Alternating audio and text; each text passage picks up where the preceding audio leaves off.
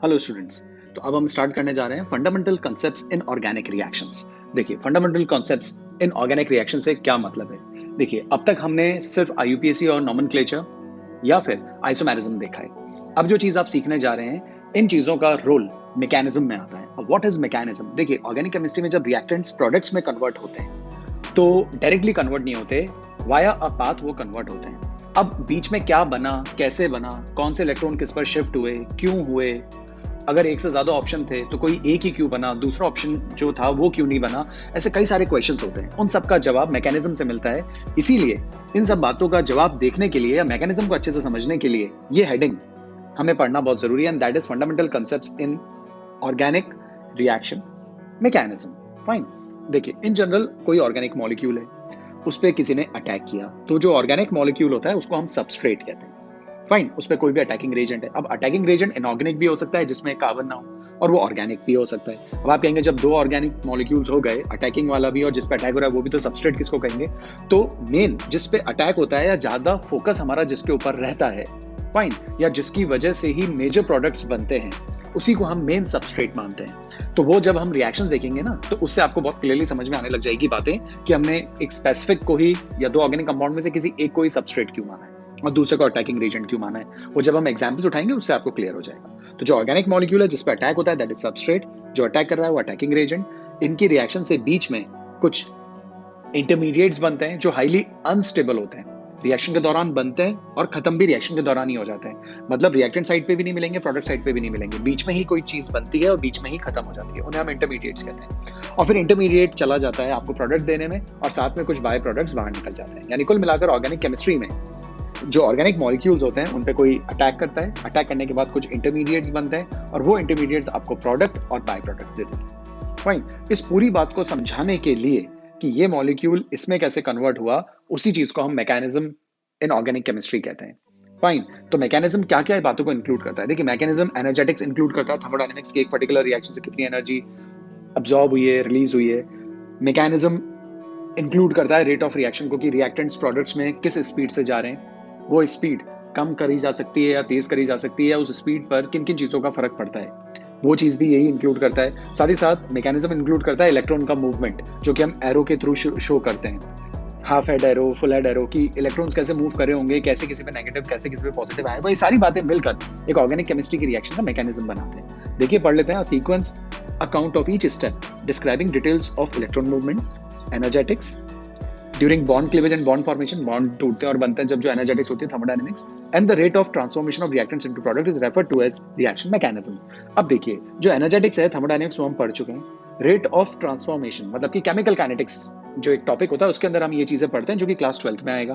तो बेसिकली हमें अभी इसका एक जो मेजर पार्ट है वो डिस्कस करना है, and that is electron movement. तो हमारा सारा जो फोकस रहने वाला है ऑर्गेनिक केमिस्ट्री में वो इसके ऊपर रहने वाला है, क्योंकि ये जो बाकी जो टॉपिक्स हैं ये फिजिकल केमिस्ट्री में आ जाते हैं, इनके कंसेप्ट हम वहां समझ सकते हैं और फिर अप्लाई ऑर्गेनिक में किए जा सकते हैं। लेकिन अभी के लिए क्लास 11 के हिसाब से हम इलेक्ट्रॉन मूवमेंट पे ही ज्यादा फोकस करेंगे। ओके, चलिए यहाँ देखिए।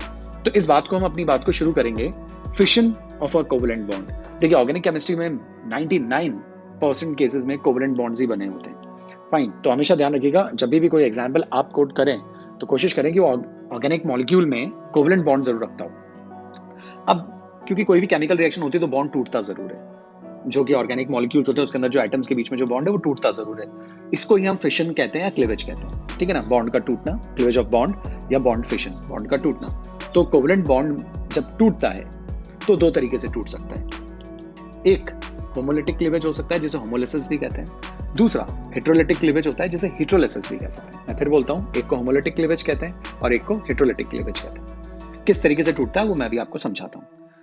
होमोलिटिक क्लीवेज को हम सबसे पहले डिस्कस करेंगे। नाम पे गौर कर लीजिए, होमो मतलब एक जैसा, सेम सेम, यही होता है, ठीक है। क्लीवेज मतलब टूटना। कैसे? सबसे पहले एग्जांपल देखते हैं, फिर पॉइंट्स पे बात करते हैं। आप इस मॉलिक्यूल को देखिए, ये Cl है, दोनों में एक एक इलेक्ट्रॉन है। एक जो बॉन्ड होता है उसमें एक एक इलेक्ट्रॉन इन्वॉल्व होता है। आपको अच्छे से पता है Cl की वैलेंस शेल में 7 इलेक्ट्रॉन्स थे, इस Cl की भी वैलेंस शेल में 7 इलेक्ट्रॉन्स थे। इसने इससे एक शेयर करके ऑक्टेट पूरा कर लिया, इसने एक शेयर करके ऑक्टेट पूरा कर लिया। फाइन। तो ऑक्टेट पूरा हो गया दोनों का। लेकिन अब जब ये बॉन्ड टूटता है तो ये कुछ इस तरीके से टूटे कि इसका एक इलेक्ट्रॉन इसके पास आ जाए और इसका एक इलेक्ट्रॉन इसके पास आ जाए। यानी कि जो पहले से थे उनका कोई लेना देना नहीं है, वो जो पहले से जो 3 पेयर थे इलेक्ट्रॉन के वो तो रहेंगे ही रहेंगे। ओके, ऐसे। बस ये है कि इस बॉन्ड के जो एक इलेक्ट्रॉन है, दो इलेक्ट्रॉन से मिलकर बॉन्ड बना है, एक इलेक्ट्रॉन इसका इसके पास आ जाए, इसका इसके पास आ जाए और ये बॉन्ड टूट जाए। देखिए ये चीज हो गई। इसको कहते हैं होमोलिटिक फिशन या होमोलिटिक क्लीवेज। आप समझ गए क्यों? क्योंकि दोनों को इक्वल नंबर के इलेक्ट्रॉन्स मिल गए, एक एक मिल गए, बराबर बराबर मिल गए। फाइन। ये कब किया जा सकता है? जनरली हीटिंग से किया जा सकता है, डिफ्यूज लाइट से किया जा सकता है, या फिर आप इसको एच न्यू से भी रिप्रेजेंट कर सकते हैं। क्योंकि हमने एटॉमिक स्ट्रक्चर पढ़ लिया है, तो एच न्यू का मतलब आप अच्छे से जानते हैं, सनलाइट होता है। तो कुछ बुक्स में एच न्यू भी लिखा है, तो आप समझ जाइए कि चाह रहे हैं कि होमोलिटिक फिशन ही हो और फ्री रेडिकल्स ही बने। अब ये जो चीज बनती है, इसको हम फ्री रेडिकल कहते हैं। ये जो स्पीशीज है, ये हाईली रिएक्टिव है, या हम ये कह सकते हैं हाईली अनस्टेबल है। जो चीज अनस्टेबल होती है वही रिएक्टिव होती है, और ये इंटरमीडिएट के तौर पर ही बनते हैं रिएक्शन के दौरान और फर्दर आगे चले जाते हैं प्रोडक्ट देने के लिए। सिमिलरली आप इसको भी देख लीजिए, यहाँ पे भी अगर मैं होमोलिटिक क्लीवेज करूँ तो बस आपको R को अलग लिखना है, X को अलग लिखना है, दोनों पे एक एक इलेक्ट्रॉन लगा देना है। अगर इसके ऊपर 3 पेयर ऑफ इलेक्ट्रॉन थे तो वो 3 तो रहेंगे ही रहेंगे, ये एक अनपेड इलेक्ट्रॉन और आ जाता है। तो इस टाइप का फिशन कहलाता है होमोलिटिक क्लीवेज या होमोलिटिक फिशन। स्टेटमेंट देखिए, in this type of fission the covalent bond breaks in such a fashion that one of the electron of the shared pair in a covalent bond goes with each of the bonded atom. दोनों के साथ बराबर बराबर चला जाता है। उसके अलावा the single electron movement is shown by half headed arrow या फिश हुक एरो। देखिए, अगर मुझे एक ही इलेक्ट्रॉन ट्रांसफर करना है और एक इधर ट्रांसफर करना है, तो कभी भी ये वाला एरो नहीं लगाते, मतलब सिंपल एरो। हम हाफ हेड एरो लगाते हैं। हाफ का मतलब आप समझ गए ना, तो इसी से आपको क्लू लग जाता है कि दोनों इलेक्ट्रॉन नहीं आए, आधा इलेक्ट्रॉन इधर, मतलब इस बॉन्ड के आधा, मतलब एक इलेक्ट्रॉन इधर आ गया और एक इलेक्ट्रॉन इधर चला गया। तो फिश हुक एरो भी कहते हैं। मछली को पकड़ने का जो कांटा होता है वो भी ऐसा ही होता है, यहाँ से फंस जाती है मछली, ठीक है ना। तो फिश हुक एरो भी कह सकते हैं, हाफ हेडेड एरो भी कह सकते हैं। ये पहचान है होमोलिटिक क्लीवेज की। उसके अलावा such cleavage results in the formation of neutral species. Obviously इन पे कोई चार्ज नहीं आया, ये न्यूट्रल है ना, पॉजिटिवली चार्ज है ना नेगेटिवली चार्ज है।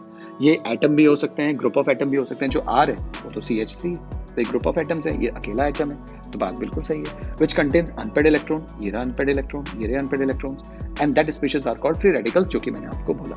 फ्री रेडिकल्स हाईली अनस्टेबल होते हैं, हाईली रिएक्टिव भी होते हैं। जितनी भी ऑर्गेनिक रिएक्शंस होती है, जिनमें जो मैकेनिज्म होता है या उन रिएक्शंस का जो मैकेनिज्म होता है, उनमें अगर फ्री रेडिकल्स बन रहे होते हैं, राइट, तो उन रिएक्शंस को नॉन पोलर रिएक्शंस भी कहते हैं, होमोपोलर रिएक्शंस भी कहते हैं। वो बात भी यहाँ लिखी हुई है, देखिए, organic reactions which proceed by homolytic fission are called free radical. Free radical सामने नजर आई गया है, एक अनपेड इलेक्ट्रॉन जो है। होमोपोलर, ये भी आपको समझ में आ गई बात कि एक जैसे हो गए, दोनों को एक एक इलेक्ट्रॉन मिल गए। नॉन पोलर, नॉन पोलर का मतलब प्लस माइनस आपको नहीं मिल रहे।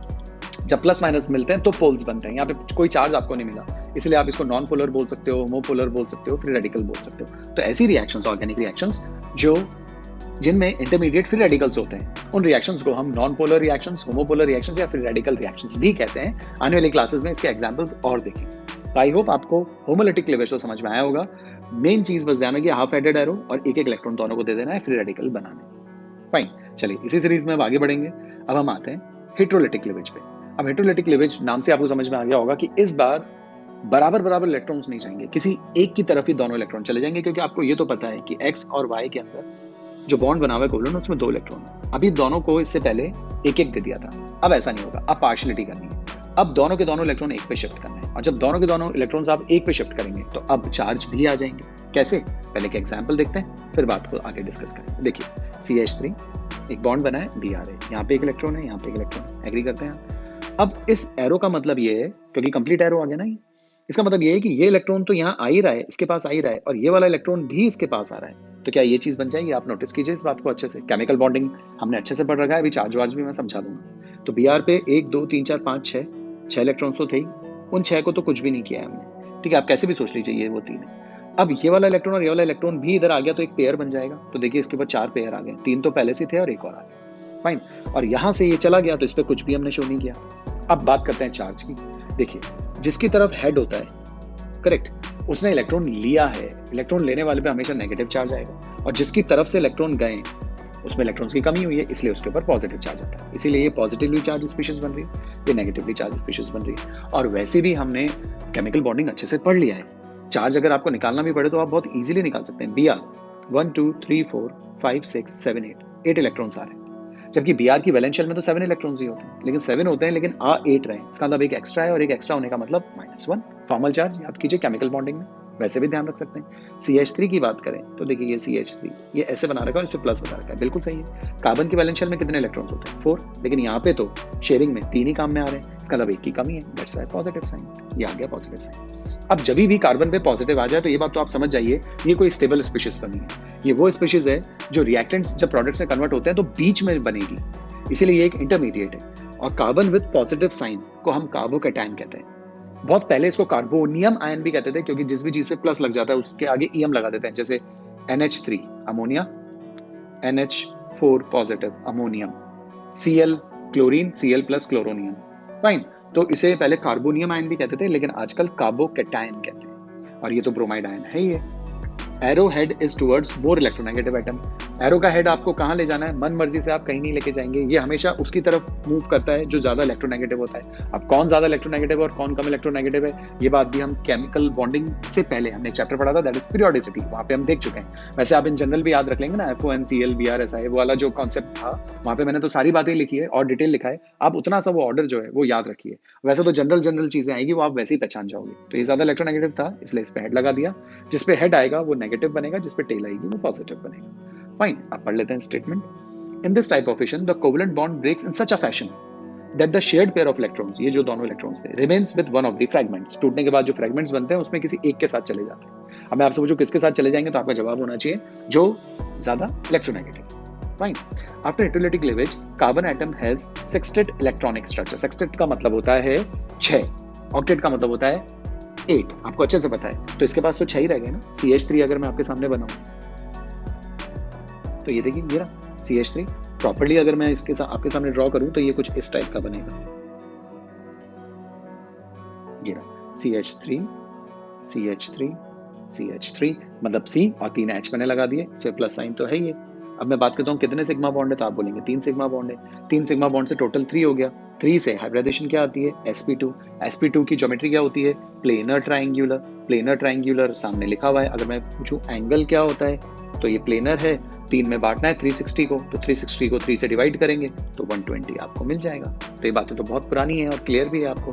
और यहाँ पे कितने इलेक्ट्रॉन्स हैं, अगर मैं आपसे काउंट करवाऊं तो आपको नजर आ जाएंगे। एक बॉन्ड में कितने इलेक्ट्रॉन्स होते हैं, 2।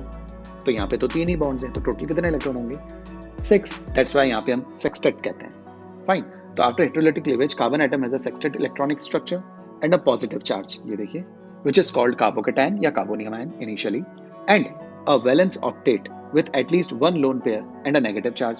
वैलेंस ऑक्टेट समझ गए, वैलेंस ऑक्टेट मतलब वैलेंस शेल जो होती है उसके अंदर ऑक्टेट मतलब पूरे के पूरे 8 इलेक्ट्रॉन्स आ गए। ये देखिए 6 तो पहले ही थे, 7 8 करेक्ट। तो वैलेंस मतलब वैलेंस शेल जो होती है, ऑक्टेट मतलब पूरे 8 आ गए, और एटलीस्ट एक लोन पेयर होना चाहिए। अब question arise, at least 1 lone pair क्यों बोला है? ऑब्वियसली एक लोन पेयर तो आएगा ना। मान लीजिए ये कुछ भी नहीं होता है, ये तीनों लोन पेयर नहीं होते, सोच लीजिए थोड़ी देर के लिए, तो भी अगर इस बॉन्ड के इलेक्ट्रॉन यहाँ जाते हैं तो इससे और इससे एक लोन पेयर तो बनता ही बनता, इसलिए एक लोन पेयर तो अच्छे से होगा ही होगा, और उसके ऊपर नेगेटिव साइन भी होगा। एक एग्जांपल से और बताता हूँ, देखिए फॉर एग्जांपल जैसे CH3 H ना, हम जैसे कोई भी X ले लेते हैं। मान लीजिए इसके ऊपर कोई भी लोन पेयर नहीं है। अब मैं कहता हूँ इस बॉन्ड के इलेक्ट्रॉन यहाँ शिफ्ट कर दीजिए, तो एक ये इलेक्ट्रॉन और एक इलेक्ट्रॉन दोनों इस X के ऊपर आ जाएंगे, तो ये यूं ही तो आएगा। और क्योंकि खुद का इलेक्ट्रॉन और सामने वाले का इलेक्ट्रॉन भी ले लिया तो इस पे नेगेटिव साइन आ जाएगा। तो एटलीस्ट एक लोन पेयर तो आएगा ही आएगा ना। बाकी जितने होते हैं उतने तो रहते ही हैं, लेकिन एक एक्स्ट्रा पेयर तो बनता ही बनता है, वो कोवेलेंट बॉन्ड वाले इलेक्ट्रॉन से तो शिफ्ट होते हैं। फाइन, तो ये बात आई होप आपको बात समझ में आ गई होगी अच्छे से। फाइन, तो जो स्टेटमेंट है वो आप एक बार देख लीजिए। स्टेटमेंट में क्या लिखा है, after heterolytic cleavage carbon atom, अच्छा ये तो हमारी हो ही गई, ये तो मैंने बात समझा दी। उसके आगे and a valence octet with at least one lone pair and a negative charge। Valence octet आप समझ गए, वैलेंस शेल पूरी भरी हुई होती है 8 इलेक्ट्रॉन से, और उसके ऊपर नेगेटिव चार्ज भी होता है, और एटलीस्ट एक लोन पेयर होना जरूरी है। ओके, चलिए आगे बढ़ेंगे। कार्बोकैटायन भी इंटरमीडिएट ही है, इसलिए हाईली क्या होंगे, अनस्टेबल होंगे, काफी रिएक्टिव होंगे, रिएक्शन के दौरान बनते हैं और उसी दौरान रिएक्ट करके प्रोडक्ट दे देते हैं। लेकिन ये बीच में बनते हैं, इन्हें किसी ने आज तक देखा नहीं है, ना ये कहीं हमें मिले हैं, ना कहीं स्टोर्ड हैं। सिर्फ एक असम्पशन है साइंटिस्ट का ये समझाने के लिए कि एक रिएक्टेंट प्रोडक्ट में कैसे कन्वर्ट होता है, तो इनको किसी ने देखा नहीं है। सिर्फ असम्पशन है साइंटिस्ट का कि रिएक्टेंट प्रोडक्ट में जब जाता है तो जो पाथ लेता है उस पाथ में ये चीजें उसको मिलती है। फाइन, चलें। जो हेटेरोलिटिक क्लीवेज होता है can also give a species in which carbon get the shared pair of electrons. अब जरूरी नहीं है कि हमेशा कार्बन से इलेक्ट्रॉन दूर ही जाए, ऐसा भी हो सकता है हेटेरोलिटिक क्लीवेज में कि कार्बन की तरफ पेयर ऑफ इलेक्ट्रॉन आ जाए, लेकिन ऐसा तो तभी हो सकता है, लॉजिकल है बिल्कुल, तभी हो सकता है जब कार्बन के साथ कोई ऐसी चीज अटैच्ड हो जिसकी इलेक्ट्रोनेगेटिविटी कार्बन से कम हो। यानी कार्बन जिनसे ज्यादा इलेक्ट्रोनेगेटिव होगा उनके रिस्पेक्ट में कार्बन बॉन्ड के इलेक्ट्रॉन्स अपनी तरफ खींचेगा और अपने ऊपर पेयर जनरेट कर लेगा। ऐसा पॉसिबल है। अगर आप इस वाले एग्जाम्पल को देखिए। तो इस वाले एग्जाम्पल में कहूँ कार्बन और हाइड्रोजन में ज़्यादा इलेक्ट्रोनेगेटिव कौन है, तो आपका आंसर आना चाहिए कि कार्बन, क्योंकि हाइड्रोजन तो स्केल पे 0 वैल्यू रखता है, राइट। तो कार्बन अगर ज़्यादा इलेक्ट्रोनेगेटिव है, और जब ये जो क्लीवेज आपको सामने नजर आ रहा है ये होमोलिटिक है कि हेटेरोलिटिक है, फुल एरो है तो हेटेरोलिटिक ही है, तो ये वाला इलेक्ट्रॉन और ये वाला इलेक्ट्रॉन दोनों कार्बन पे आ जाएंगे, और जिस पे आते हैं उसके ऊपर नेगेटिव साइन आता है, और जिसकी तरफ से आते हैं उस पर पॉजिटिव आता है। आप ऐसे समझ लीजिए, या हाइड्रोजन की वैलेंस शेल में एक इलेक्ट्रॉन होता है और अब तो वो भी नहीं है, इसलिए प्लस साइन। अब बात करते हैं CH3 की, तो उस पर भी देख लेते हैं, C H H H और एक ये पेयर भी है। अब देखें जरा, इसने शेयरिंग में कितने इलेक्ट्रॉन्स काम में लिए हैं, एक तो ये लिया है, एक ये लिया है और एक ये लिया है, 3 तो शेयरिंग में काम में लिया और एक पेयर है, मतलब टोटल 3 and 2 5 होते तो वैलेंस शेल में 4 है, लेकिन आ कितने रहे 5, मतलब एक एक्स्ट्रा है, इसलिए इस पे कौन सा साइन आना चाहिए, -1। ये जो बातें मैं अभी आपको बोल रहा हूँ ना, ये बातें मैं आपको अच्छे से केमिकल बॉन्डिंग में समझा चुका हूँ फॉर्मल चार्ज में, इसलिए मैं यहाँ पे सिर्फ रिपीट कर रहा हूँ। नहीं तो जो बिल्कुल फ्रेश यहाँ पढ़ रहे होते हैं, वैसे तो वो सारे चारों चैप्टर्स आने ही चाहिए, एटॉमिक स्ट्रक्चर, मोल कंसेप्ट, केमिकल बॉन्डिंग, पीरियोडिसिटी, नहीं भी आते तो बस इतना ध्यान रखिए कि जिसकी तरफ हेड आ जाता है उसके ऊपर आपको एक पेयर बनाना है इलेक्ट्रॉन्स का और नेगेटिव साइन लगाना है, और जिसकी तरफ टेल होती है उसके ऊपर प्लस साइन लगाना होता है। फिर ये ट्रिक होती है ध्यान रखने की। फाइन। अब यहाँ पे अगर आप देखें तो ये एक सिग्मा बॉन्ड है, फाइन, ये एक सिग्मा बॉन्ड है, ये एक सिग्मा बॉन्ड है, ये एक सिग्मा बॉन्ड है, तो टोटल कितने सिग्मा बॉन्ड हो गए 3, और एक लोन पेयर है, उसको काउंट करते ही करते हैं, तो टोटल कितना हो गया 4। 4 से हाइब्रिडाइजेशन क्या बैठेगी, 4 से हाइब्रिडाइजेशन बैठती है sp3। sp3 की ज्योमेट्री क्या होती है, तो आप कहेंगे sp3 की ज्योमेट्री तो टेट्राहेड्रल होती है, बिल्कुल सही है, टेट्राहेड्रल ही है, फाइन। लेकिन जब लोन पेयर आ जाता है तो आपको अच्छे से याद होगा कि हम ज्योमेट्री के अलावा शेप भी देते हैं, और शेप में हम लोन पेयर को इन्वॉल्व नहीं करते। तो कार्बन के साथ केवल हाइड्रोजन को सोचिए आप, और जब आप कार्बन के साथ केवल हाइड्रोजन को सोचेंगे इस तरीके से, तो आपको ये जो शेप है ये NH3 अमोनिया जैसा नजर आएगा, and this is pyramidal shape, pyramidal. तो ध्यान रखिए, तो CH3 प्लस और CH3 माइनस की ज्योमेट्री में दिन रात का अंतर हो जाता है, और ये क्वेश्चन कॉम्पिटिटिव में तो बहुत बार पूछे हुए हैं। स्टूडेंट्स पता नहीं क्यों गलती करते हैं, CH3 के लिए बोलो तो भी सेम बोलते हैं, CH मतलब माइनस के लिए बोलो तो भी सेम बोलते हैं, CH3 प्लस के लिए बोलो तो भी सेम बोलते हैं, जबकि दोनों में काफी डिफरेंस हो जाता है, क्योंकि CH3 प्लस में तो केवल 3 ही सिग्मा बॉन्ड है, लेकिन CH3 माइनस के अंदर 3 सिग्मा बॉन्ड के साथ एक लोन पेयर आते ही हाइब्रिडाइजेशन बदलती है, उससे ज्योमेट्री बदलती है, ज्योमेट्री के बाद शेप बदल जाता है। तो इसका हाइब्रिडाइजेशन sp3 है, और जो इसकी ज्योमेट्री होगी वो तो टेट्राहेड्रल ही होगी, राइट। sp3 की ज्योमेट्री टेट्राहेड्रल होती है, क्योंकि लोन पेयर है तो हम शेप क्या देंगे, शेप देंगे पिरामिडल। ये H, ये H, ये H, और यहाँ पे H नहीं है, यहाँ पे लोन पेयर है, तो शेप देने में लोन पेयर को इन्वॉल्व नहीं करेंगे, तो 3 डायमेंशनल स्ट्रक्चर है पिरामिडल। ध्यान रखिएगा, काफी इंपॉर्टेंट बात है। फाइन। कार्बन आयंस कहते हैं इनको, क्योंकि कार्बन विद नेगेटिव साइन है, कार्बन विद पॉजिटिव साइन था तो हमने कहा था carbocation, carbon with negative sign है तो इसे हम कहेंगे कार्बन आयन। फाइन। तो carbanions are also highly unstable, ये भी अनस्टेबल होते हैं, रिएक्शन के दौरान ही बनते हैं और उसी दौरान प्रोडक्ट्स में कन्वर्ट होने की तैयारी कर लेते हैं, तो इंटरमीडिएट ही कहलाएंगे ये भी, करेक्ट। तो कार्बन पे प्लस भी आ सकता है, कार्बन पे माइनस भी आ सकता है, इट डिपेंड्स कि कार्बन किन के साथ अटैच्ड है। फाइन। इस बॉन्ड को अगर सेम क्वेश्चन अगर मैंने ऐसे दिया होता आपको CH3H, और मैंने एरो ये वाले लगाए होते और मैंने आपसे कहा होता अब प्रोडक्ट पहचानो, तो आपको ध्यान रखना है कि इसका प्रोडक्ट अब क्या होता, CH3 ये फ्री रेडिकल और H फ्री रेडिकल, आप समझ गए। लेकिन एरो फुल हेड लगाए या सिंपल एरो लगाए तो आप समझ गए होंगे कि दोनों इलेक्ट्रॉन जिसकी तरफ हेड है वहीं पे शिफ्ट करने होते हैं।